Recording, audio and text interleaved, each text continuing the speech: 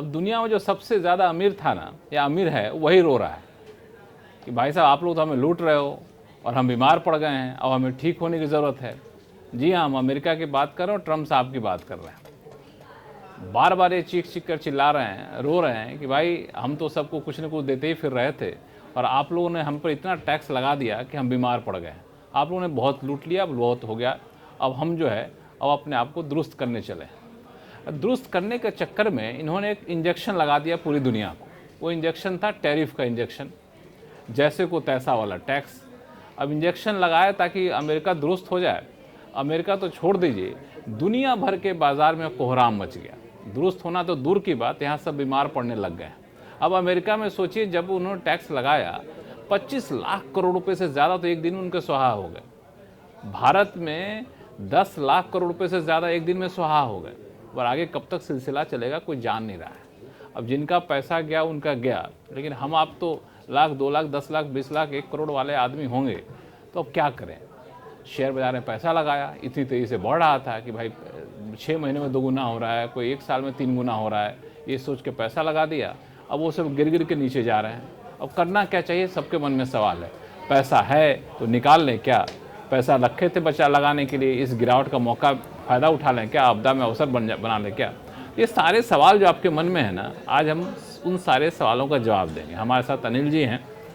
अनिल जी, आपके पास भी लोग पूछते हैं इस तरह का सवाल? हाँ, एकदम। आजकल लोग क्या पूछते हैं आपसे? एकदम पूछते हैं। देखिए, बता दूं, अनिल जी जो है इन्वेस्टमेंट एडवाइजर हैं, सेबी ने इनको मान्यता दे रखी है, इसलिए लोग इनसे ज़्यादा पूछते हैं। हाँ। जी ज़रूर, हमारे पास हमारे क्लाइंट भी हैं और बाकी लोग भी जो है हमें अप्रोच करते हैं और पूछते हैं बार बार इस बात को कि जब थोड़ा सा भी बाजार बढ़ता है तो पूछते हैं कि शेयर कौन सा खरीदें, और जब गिरावट आती है तो भी पूछते हैं कि क्या करें, जो रखें उसको बेच दें या इसमें कुछ पैसे। उल्टा नहीं कर रहे हैं, जब गिरावट आती है तो कहते हैं बेच दें क्या, और जब बढ़ता है तो कहते हैं ले लें क्या। हाँ, ये होना उल्टा चाहिए। ये देखिए क्या होता है कि ये दोनों तरीके की अपनी साइकोलॉजी है। होता क्या है कि जो लंबी अवधि का निवेशक है ना, वो गिरावट में मौके तलाशता है। अच्छा। क्योंकि जो लंबी अवधि का मजा हुआ निवेशक है उसको तो पता है कि शेयर कौन से अच्छे हैं। तो जब गिरावट होती है तो उसको ऐसे मौके की तलाश होती है। ठीक है, तो वो जब प्राइस ओवर रिएक्ट करता है, जब अपनी ज़रूरत से ज़्यादा गिरता है, तो वो कहीं ना कहीं एक इमोशन को फॉलो करता है। इसमें वैल्यूएशन तो कुछ होता नहीं है, तो उसके पास सही एक आंकड़ा होता है कि भाई इसके नीचे अगर आता है तो इसमें वैल्यू क्रिएट हो जाती है, तो वहाँ हम पैसा डाल देंगे इसमें। अब जो रिटेल इन्वेस्टर है, जो छोटा इन्वेस्टर, जो पेपर पढ़ के या न्यूज़पेपर पे अगर देखता है तो उसको उतनी समझ नहीं है, तो कहीं ना कहीं वो फिर वो डर जाता है।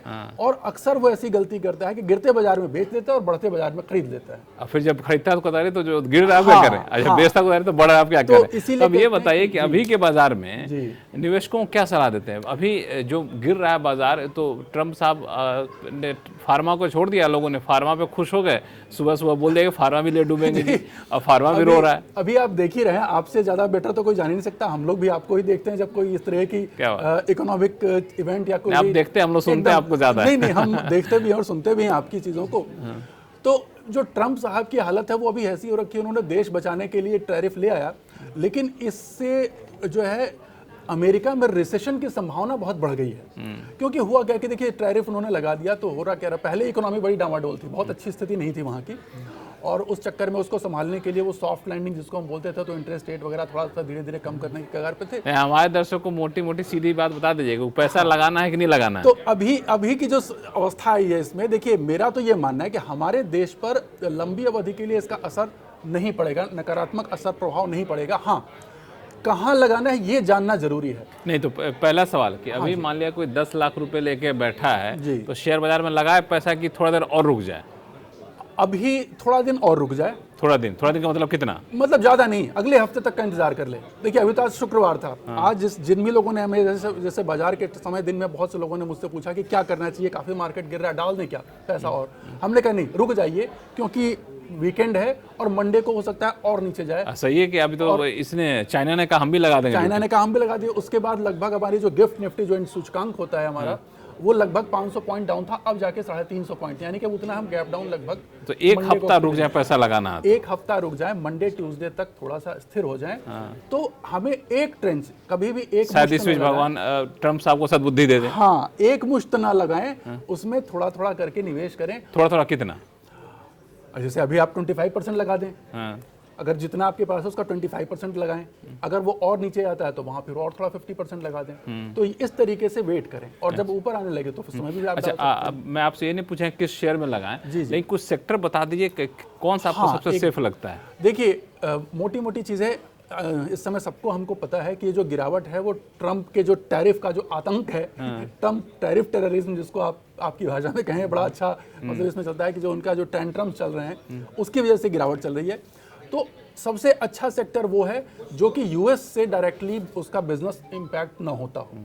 जैसे आईटी वगैरह है तो उसका यूएस से बहुत ज़्यादा लिंक है। मतलब अमेरिकी माल को पसंद ना करें, अमेरिकी माल जिसका इंडिया में ही सारा का सारा माल बिक जाता हो, जिसका सारा बिजनेस इंडिया के अंदर ही हो। चलो गांव की ओर वाली कहानी, चलो गांव की ओर वाली कहानी जो है, तो उसमें जैसे एनर्जी सेक्टर हो गए अपने, ये उसका यूएस से कोई लेना देना है नहीं, रेलवे के सेक्टर हो गए, पीएसयू सेक्टर हो गए, इनका अमेरिका से लेना देना ज़्यादा नहीं है। उसमें आपको बढ़िया आगे आने वाले समय में ट्रैक्शन। और ये सब जो हम घर अभी जैसे गर्मी बढ़ेगी तो हम एसी खरीदेंगे, फ्रिज खरीदेंगे, तो ये वाले जो सेक्टर है क्या कहते हैं, कंज्यूमर ड्यूरेबल सेक्टर, उसका क्या करना ये देखिए, ये थीमेटिक है, सीजनल हम कहते हैं इसको, सीजनल सेक्टर्स हैं, उनमें भी एकदम मौके मिलते हैं। लेकिन होता क्या है कि कहीं ना कहीं जितने इस तरह के शेयर हैं सबका कहीं ना कहीं कुछ एक्सपोर्ट का पोर्शन रहता है, और अभी वो अमेरिका से जुड़े हुए हैं। जी, अभी जो है, अच्छा एक और है, वो है bank sector, bank financial sector, उसमें क्या कहना है? उसमें अच्छा है इस समय जो है, इस समय पूरी गिरावट में बैंक ही सबसे ज्यादा अभी भी टिके हुए हैं। और अगर बैंक निफ्टी अगर आप देखें तो बैंक निफ्टी अभी भी बहुत मजबूती के साथ टिकी हुई है, उसने ही बल्कि थोड़ा सा रोका हुआ, वरना बाजार और नीचे गिरता। अच्छा, आप तो डेटा उटा देखते हैं, कहाँ तक गिर सकता है, मतलब इसका कोई है कोई? नहीं, देखिए हम लोगों को एक दिख रहा था, टेक्निकल भाषा में हम कहते हैं कि फॉलिंग ट्रेंड लाइन जो एक लॉन्ग टर्म बन रही थी, उस पर सपोर्ट लेने का एक अंदाजा चल रहा था। करीब हम बात कर रहे थे कि ये 22,900 के आसपास जो है, निफ्टी की बात कर रहा हूँ, 22,900 के आसपास को सपोर्ट लेना चाहिए था। लेकिन अभी जो मार्केट क्लोज होने के टाइम, अभी इस समय जो हम बैठे हैं, तो डेटा जो आया है कि 350 पॉइंट का तो गिफ्ट निफ्टी डाउन है, तो वो बड़े आराम से उसके नीचे के लेवल पे वो खुलेगा मंडे को। हालांकि ये अभी नहीं कहा जा सकता, रात को 11:30-12 बजे तक जाकर के ये चीज़ें सेटल होती हैं, तब समझ में आएगा कि वाकई में गिफ्ट निफ्टी कहाँ जाकर के क्लोज हो रही है। तो हमें जहाँ तक लग रहा है कि ये एक 22,500 का जो एरिया है, 22,500 तक ये मार्केट एक बार फिर जो है 22,500 तक। अब चूंकि इतना गिर ही रहा है तो लोग तो डर ही रहे हैं। हाँ। तो अब उनको बिल्कुल ऐसा दिखा दे, वर्स्ट पिक्चर दिखा दीजिए, ताकि कम से कम संतुष्ट हो रहे हैं। ठीक है, वर्स्ट पिक्चर जो मुझे लग रही है कि पिछली गिरावट जहां तक हुई थी, लगभग मेरे ख्याल से 21,900 के आसपास का एरिया था, वहां से नीचे नहीं जाना चाहिए। 21,900 से नीचे नहीं, क्योंकि चौथा क्वार्टर का रिजल्ट आने शुरू हो जाएंगे, और चौथा क्वार्टर का रिजल्ट हमने पहले ही बात किया था कि इसका रिजल्ट सबसे अच्छा आएगा। पता नहीं चौथे क्वार्टर के रिजल्ट की बात आप कर रहे हैं, हमें इसमें शक है, चूंकि रिजल्ट अच्छा भी आ गया, तो आप यूएस इम्पैक्ट को चौथे क्वार्टर में फैक्टर नहीं किए। नहीं, मैंने कहा ना, उन शेयरों पर ध्यान रखिए जिनका यूएस से डायरेक्टली लिंक ना हो। चलिए भाई, आप जो है विदेशी माल, अमेरिकी माल जो बड़े खुश होते देखकर, उनसे दूर रहे, अभी उनसे दूरी बनाए रखें। जो घरेलू माल है उस पर ध्यान दीजिए, और फिर जाके सहेज का पैसा लगाइए। सारा पैसा को मत लगाइएगा, इनको भी नहीं पता बाजार कहाँ गिरेगा, हमको भी नहीं पता, बाजार किसी को नहीं पता होता तो शायद यहाँ नहीं बैठे होते है ना। तो ठीक है, तो इसका ख्याल रखिए, अगली बार फिर मिलेंगे तो आपको एक नया टिप्स देंगे कि बाजार में पैसा कब लगाएं, कहाँ लगाएं। जी।